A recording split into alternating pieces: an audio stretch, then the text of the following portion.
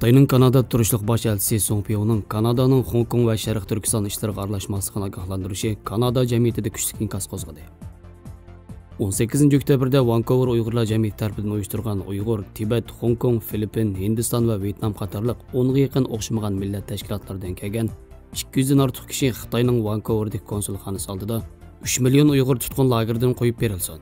Xitoyni boykot qilaylik degan lozunkalarni ko'tarib namoyish qilib, Ottavani Sharq Turkiston va Hong Kong kishilik huquq qonunini chiqarishga, ittifoqdoshlar bilan birlikda Xitoyga qarshi turib, Xitoy tutqun qilgan 2 Kanada fuqarosini qutuldirishga chaqirdi.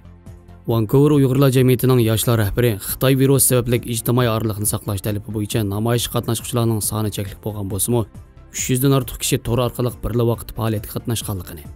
Bu yig'ilishning asosli maqsadining Xitoyning urush bo'risi diplomatiyasiga qarshi turib, Kanadani qo'rqitish tahdidiga norozilik bildirib, Kanadaliklarni saylam rayonidagi parlament a'zolarini Amerikaga o'xshash Uyg'ur kishilik huquq siyosiy qonuni va majburiy Uyg'ur emgakning oldini olish qonunini qo'llashga chaqirganligi.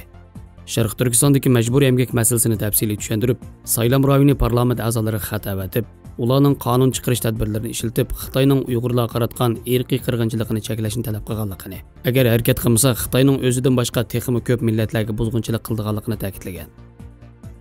Kanada Uyg'ur jamiyatlari o'tgan hafta Kanadadagi 120 dan ortiq Kanada kishilik huquq, diniy e'tiqod qatorliq tashkilotlarni bosh minister Trudeauga birlikda xat avatib, Ottavadan Sharq Turkiston xalqini qo'g'dashni talab qildi.